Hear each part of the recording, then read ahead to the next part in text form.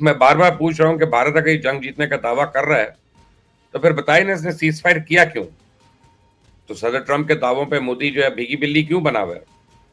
पलट कर जवाब क्यों नहीं देता?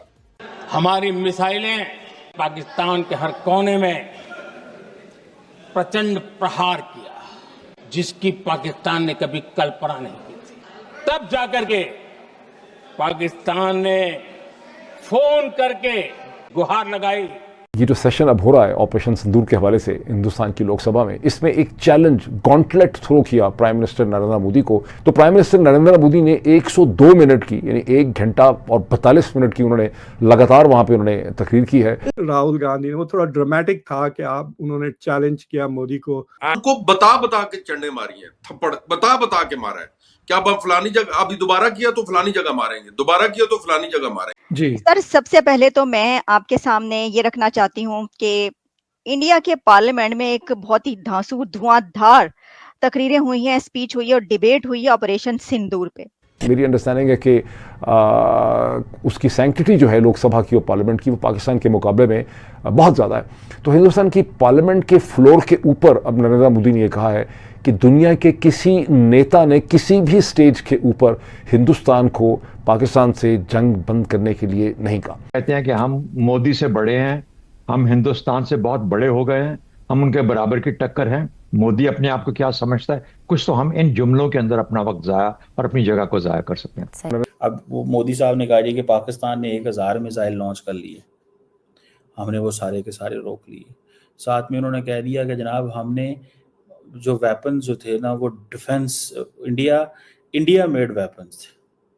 दम है तो आप डोनाल्ड ट्रंप को झूठला दें। मोदी ने कहा कि किसी फॉरेन लीडर ने हम पे दबाव नहीं डाला। जय हिंद। तो दोस्तों, ये है भारत की ताकत और कैसे मोदी जी ने संसद में खड़े होकर के पूरी दुनिया के सामने ट्रंप का झूठ बेनकाब कर दिया। आप लोग जानते हैं दोस्तों, जो ट्रंप सीज फायर का श्रेय लेने के लिए लगातार बयान दे रहा था, उसके झूठ का पर्दाफाश हो चुका है। पार्लियामेंट में एक बहुत ही धांसू धुआंधार तकरीरें हुई हैं, स्पीच हुई है और डिबेट हुई है ऑपरेशन सिंदूर पे।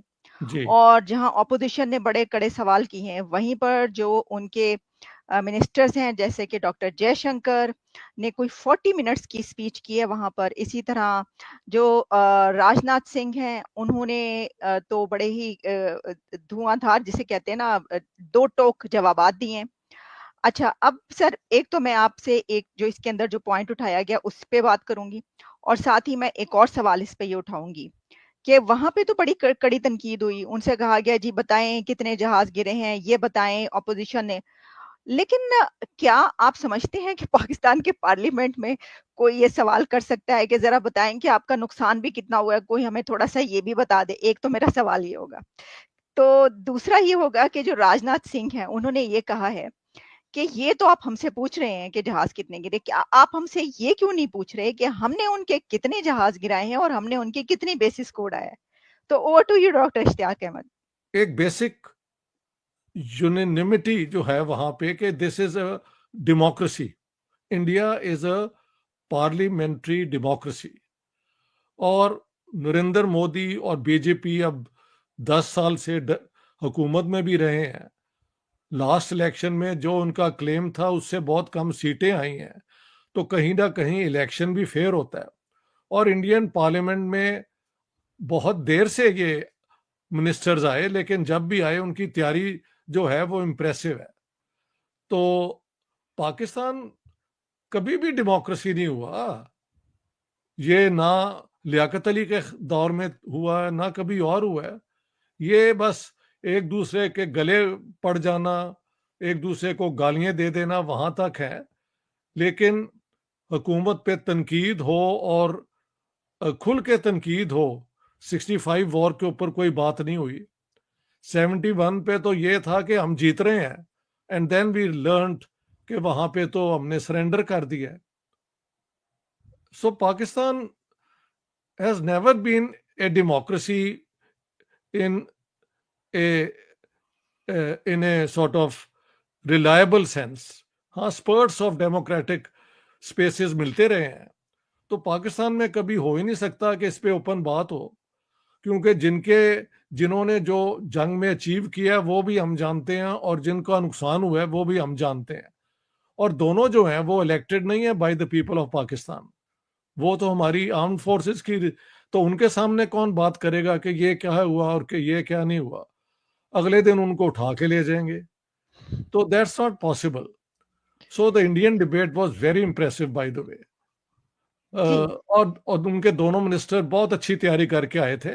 आई do not agree with all what they said, but by and large they were right कि कितनी कोशिश हुई है इंडिया की तरफ से, उसमें कोई शक है। बल्कि इन्हें चाहिए था 1947 के बाद पंडित जवाहरलाल नेहरू से ये कोशिशें शुरू थी कि चलो जी पार्टीशन हो गई है, बट लेट्स, हम एशियन लोग हैं, वी लिव टुगेदर, ये है। पाकिस्तान ने वो कश्मीर का इशू लेके अपना भी सत्यानाश किया और कुछ अचीव भी नहीं किया। कश्मीर वहां का वहीं है जो सीज फायर लाइन के बाद लाइन ऑफ कंट्रोल बना। तो we are a people without a vision.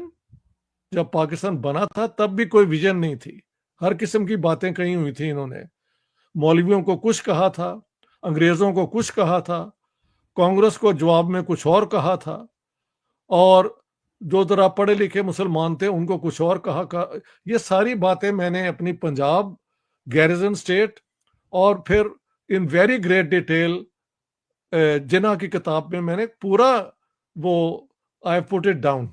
Operation Sindoor को रोकने के लिए किसी भी वेस्टर्न लीडर ने हमें कुछ नहीं कहा था, ये हमारी अपनी मर्जी थी कि हम ऑपरेशन सिंदूर का जो सीज फायर है वो लगाएं या ना लगाएं। कहते हैं कि 9 मई वाले दिन यानी कि 9 मई की रात को डोनाल्ड ट्रंप कॉल करते हैं PM of India Narendra Modi को, जहां पर कह लें कि वो कॉल रिजेक्ट कर दिया जाता है और लगातार 3 दफ़ा कॉल्स आती हैं। बट जो पीएम ऑफ इंडिया थे वो बिजी नजर आ रहे थे, तो उन्होंने अपना बिजनेस दूर किया। मीटिंग को कह लेंगे कंप्लीट करने के बाद उन्होंने फाइनली ट्रंप को कॉल बैक किया और उनसे पूछा कि जी क्या मसला है आपको, आपकी कॉल आ रही थी। 10 मई वाले दिन पाकिस्तान आप पर एक बहुत बड़ा अटैक करने वाला है, तो आप तैयार रहें। नरेंद्र मोदी ने जवाब दिया आगे से कि अगर पाकिस्तान 10 मई को हमारे पर अटैक करेगा तो हम उससे बड़ा अटैक करेंगे, अगर वो गोली से वार करेगा तो हम गोले से वार करेंगे। It's really a big statement from the PM of India Narendra Modi.